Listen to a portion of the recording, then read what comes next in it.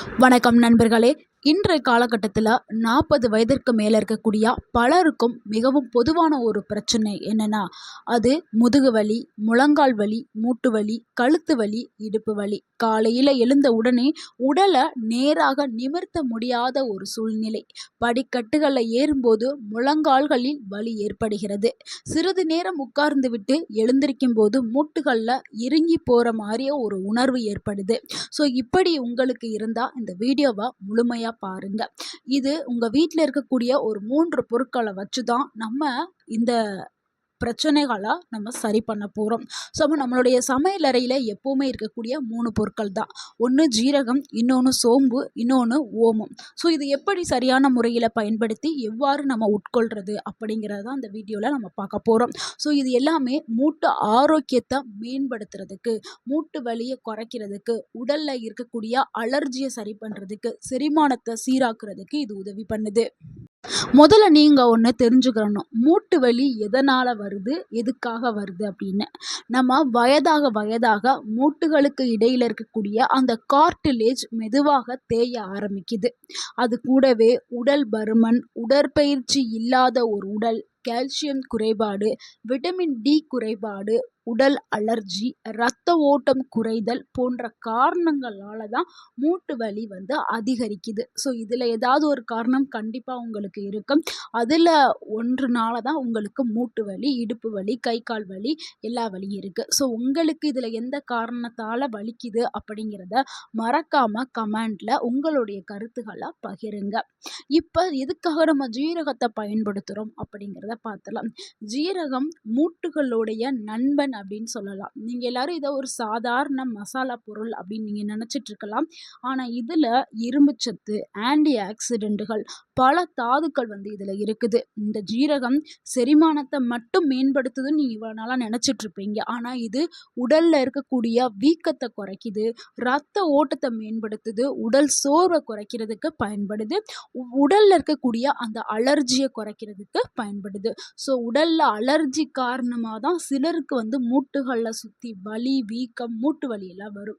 So அந்த அலர்ஜியை குறைக்கிறதுக்கு சீரகம் பயன்படுது.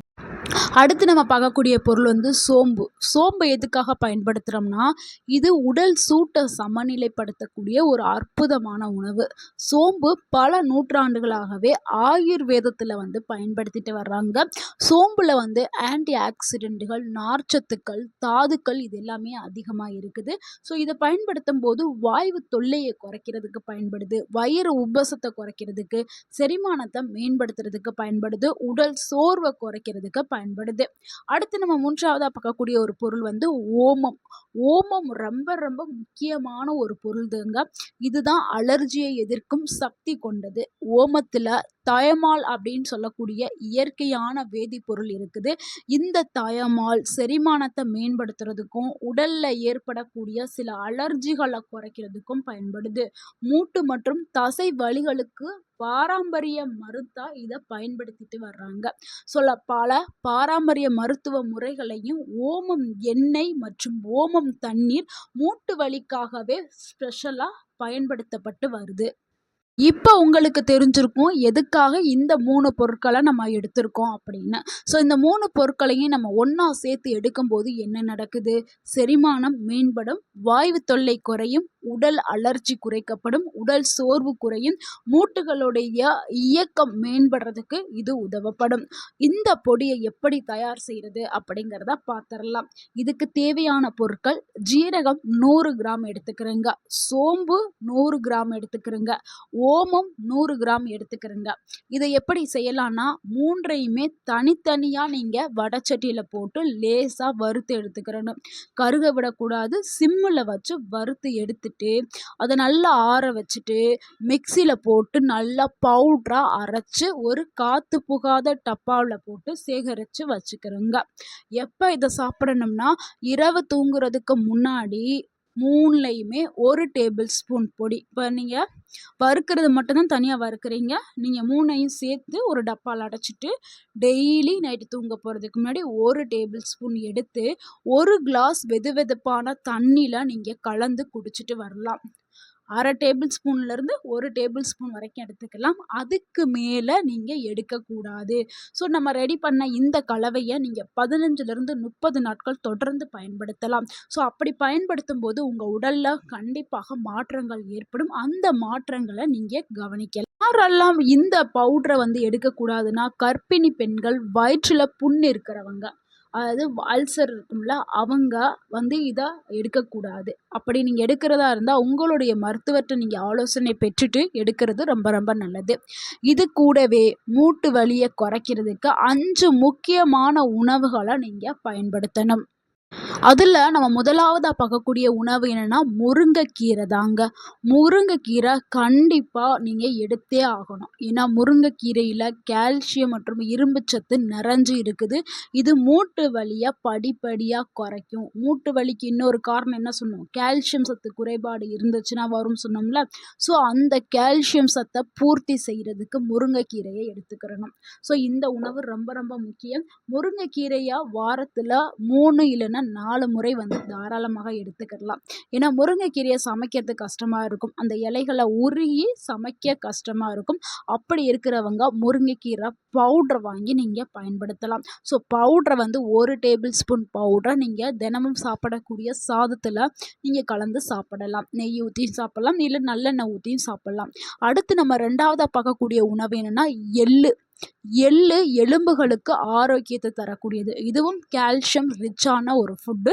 ஸோ எள்ளை தினமும் பயன்படுத்துங்க. சட்னியாக பயன்படுத்தலாம், இல்லைன்னா எள்ளு உருண்டை தினமும் ஒரு எள்ளு உருண்டை எடுத்துக்கிடலாம். ஸோ அந்த மாதிரி நீங்கள் பயன்படுத்துங்க. இல்லைன்னா எள்ளையுமே வறுத்து பவுட்ரு பண்ணி நீங்கள் குடிக்கக்கூடிய பாலில் 1 டேபிள் ஸ்பூன் எள்ளு பவுடரை கலந்து நீங்கள் தினமும் குடிச்சிட்டு வரலாம். 3வதா பார்க்கக்கூடிய ஒரு உணவு பால் மற்றும் தயிர். இது ரொம்ப ரொம்ப முக்கியம். பால் குடிக்கிறவங்க பால் குடிங்க, தயிர் சாப்பிட்றவங்க இல்லை 2யுமே எடுத்து. பாலில் அதிக அளவில் கால்சியம் இருக்குது, அதனால பால். தயிர்லையும் கால்சியம் இருக்குது. ஸோ நீங்கள் இரவு தூங்குறதுக்கு முன்னாடி நீங்கள் பாலை எடுத்துக்கிட்டிங்கன்னா காலையில் இல்லைன்னா பால் எடுத்துக்கிறங்க. மதியான வேளையில் தயிர் 1 கப் எடுத்துக்கிறங்க. ஸோ இந்த மாதிரி எடுத்துக்கிறங்க. அடுத்து நம்ம 4வதா பார்க்கக்கூடிய ஒரு முக்கியமான பொருள் மஞ்சள். மஞ்சள் ரொம்ப ரொம்ப முக்கியம். இது மூட்டு வலியை குறைக்கக்கூடிய ஒரு உணவுகளில் முக்கியமான உணவு. இது அலர்ஜியை குறைக்கும் தன்மை கொண்டது. ஸோ அலர்ஜி காரணமாக தான் மூட்டு வலி வருது, நான் ஏற்கனவே சொன்னேன்.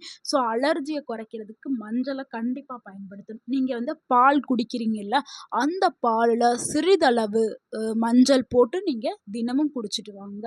அடுத்து நம்ம 5வதா பார்க்கக்கூடிய ஒரு உணவு என்னென்னா பாதாம்.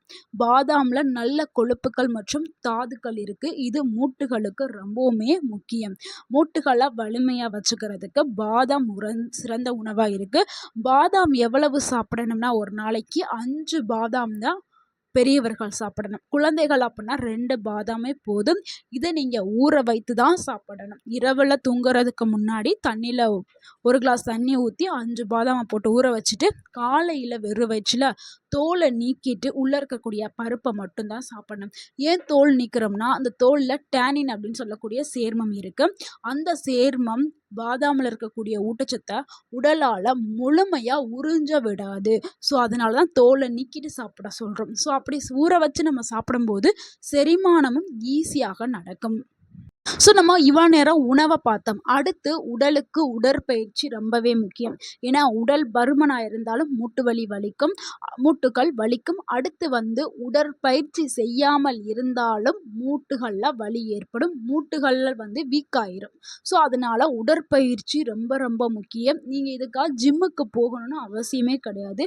வீட்டில் இருந்தே செய்யக்கூடிய உடற்பயிற்சியை தான் நம்ம பார்க்க போகிறோம். அதில் முதலாவதாக செய்யக்கூடிய உடற்பயிற்சின்னா மெதுவான நடை. நீங்கள் மெதுவாக வீட்டிலேயே 20லிருந்து 30 நிமிடம் தினமும் நீங்கள் நடக்கலாம். ஸோ இப்படி நடக்கும்போது உங்களுடைய கால்கள் வந்து வலுப்படுத்தப்படும். ஸோ உங்களுடைய கால்களுடைய ஆரோக்கியம் மேம்படும். ஸோ இதனால் மூட்டு வலி, கை கால் வலி, இடுப்பு வலி இதெல்லாமே குறைய ஆரம்பிச்சிடும். அடுத்து வந்து 2வதாக செய்யக்கூடிய ஒரு எக்ஸசைஸ்னால் காலை உயர்த்தி பண்ணக்கூடிய ஒரு பயிற்சி தான். என்னென்னா, நம்ம சிங்கிள் லெக் ஸ்டாண்ட் அப்படின்னு ஒரு உடற்பயிற்சி இருக்குது. நீங்கள் நம்மளுடைய இந்த வீடியோட எண்டில் நான் கொடுக்குறேன். ஸோ வயதானவர்கள் செய்யக்கூடிய 4 முக்கியமான ஒரு உடற்பயிற்சி அது. ஸோ இந்த கால்களை உயர்த்தும் பயிற்சி எப்படின்னா, நீங்கள் செவற்றையோ இல்லை ஒரு சேரையோ நீங்கள் பிடிச்சுக்கிட்டு ஒரு காலில் நீங்கள் நிற்கணும், ஒரு காலை மடக்கி நிற்கணும். இந்த இமேஜில் தெரியுதுல, அந்த மாதிரி செய்யணும்.